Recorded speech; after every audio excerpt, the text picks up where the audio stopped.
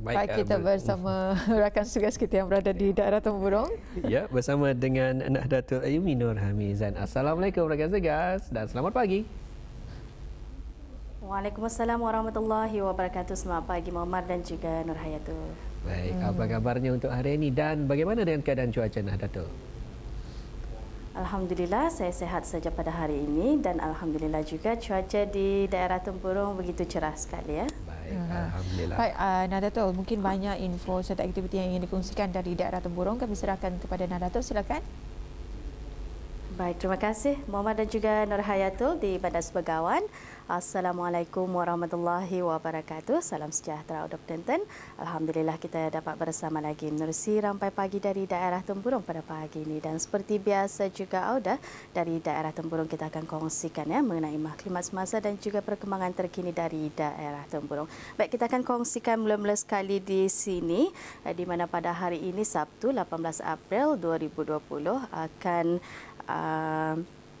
ditutup sementara ya bagi tamu aneka Tempurung, tamu sementara Tempurung, pasar pedaging dan sayur serta bangunan pasar Pekan Bangar ya, yang mana akan ditutup sementara selama 1 hari ini, iaitu pada hari ini Sabtu bagi agensi-agensi yang berkaitan melaksanakan kerja-kerja penyemburan dan kempen kebersihan di kawasan-kawasan tersebut. Jadi kepada orang ramai supaya akan tidak menghampiri kawasan kempen kebersihan berkenaan bagi sama-sama memberikan kerjasama dan juga agar kempen kebersihan tersebut akan berjalan dengan lancar ya. Jadi sekali lagi kepada orang ramai maklumat mengenai tamu aneka Tempurung, tamu sementara Tempurung, pasar pedaging dan sayur serta bangunan pasar Pekan Bangar akan ditutup hari ini Sabtu 18 April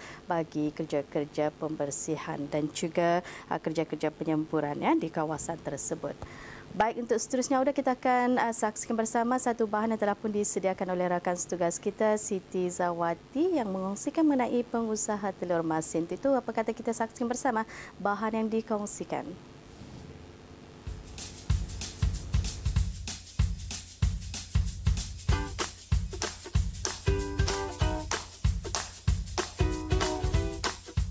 Seawal jam 6 pagi setiap hari, pintu reban yang menempatkan kira-kira puluhan itik dibuka bagi membolehkan ternakan itu bersiar-siar dan makan di tempat yang telah pun disediakan. Itik peliharaannya akan menjalani bebas sekaligus mengelak tertekan akibat dikurung. Terdapat sebuah reban yang ditempatkan di belakang kawasan rumah milik Hajah Mahirah binti Adul, 67 tahun, merupakan salah seorang usahawan yang berjaya apabila mampu menjadi penternak itik yang membekalkan telur masin di daerah Tempurung. Sebagai cara memastikan ternakan itu dapat menghasilkan telur berkualiti sebelum telur berkenaan diperam untuk menjadi telur masin yang kini satu perusahaan buat keluarga beliau.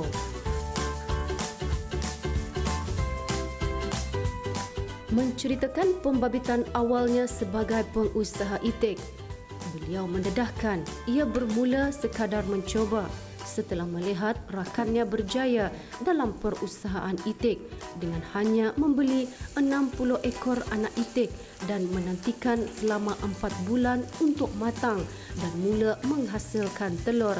Dari situlah beliau nampak perusahaan ternakan itik ini mempunyai potensi untuk dijadikan sumber pendapatan.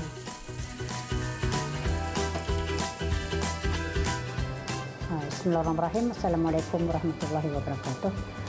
Sebenarnya kami memelihara itik penelurannya memang sudah lama, yaitu sejak ujung tahun 2009 sudah, itu mulai bulan 12 lah macam itu.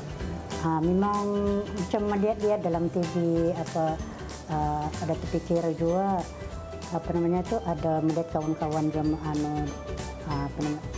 ada orang dari Tempurung, tapi dulu-dulunya ada memelihara itik Tapi sekarang ini sejak saya itu sudah tidak ada, jadi kami inginlah bahan serata untuk macam sebagai penyambung menternak itik penularan ini, kan mencuba-cuba sama ada boleh dibuat atau indah lah itu.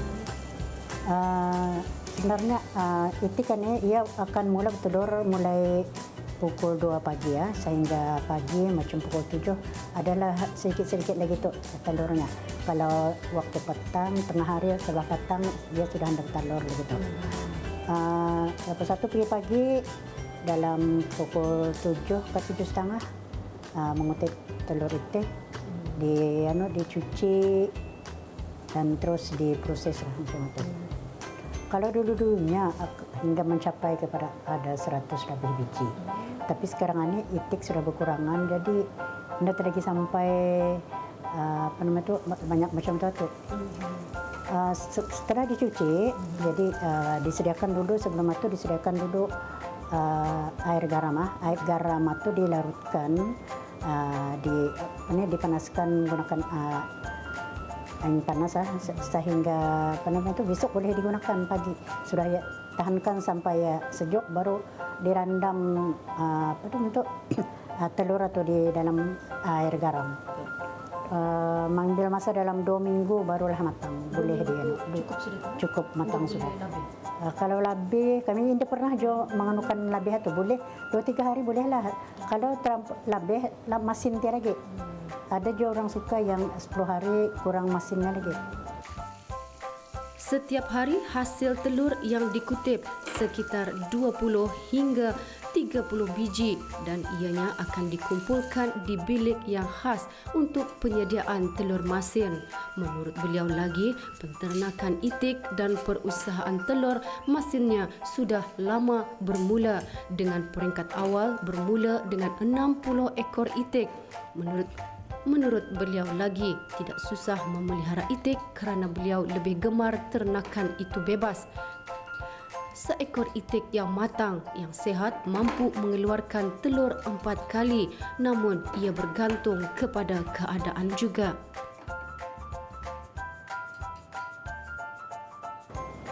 Telur ini sudah dianukan sebelum diproses, ia akan dikatok-katok dulu.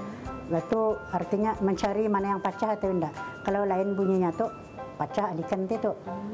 Yang yang diproses yang baik itu saja. Tapi ada juga di antaranya tu yang selepas itu ada lagi yang pecah tu. Ada lagi. Yang pecah itu digunakan juga tu.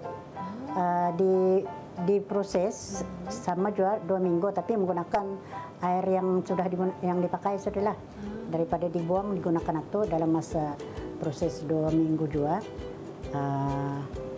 Sebab air itu kurang masin sedikit, jadi ia sudah pecah. Jadi caranya sama juga 2 minggu, tapi ia akan sama seperti yang tidak pecah juga. Yang pecah ini digunakan untuk berbagai-bagai dapat kita ni pelabagaikan. Masa ini saya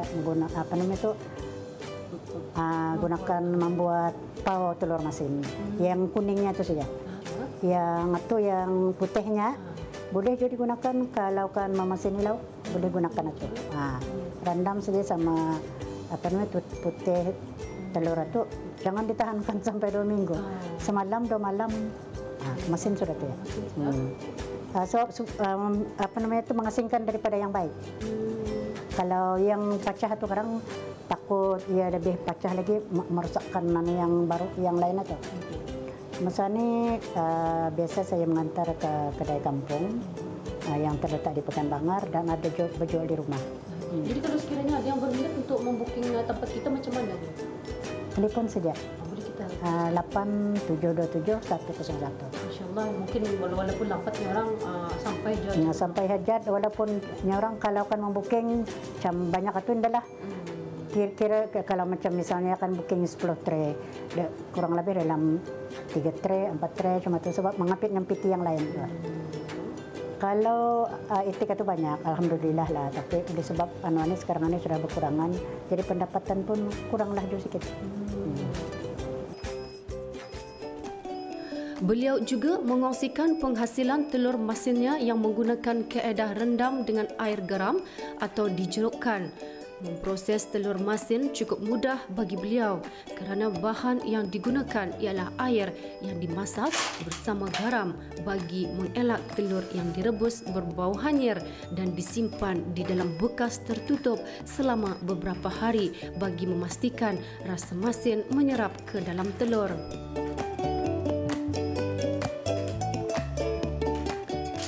Jelas terbukti dengan menjual telur itik hasil penternakan ini, ia secara tidak langsung mengubah kehidupan bagi mereka yang mengusahakannya.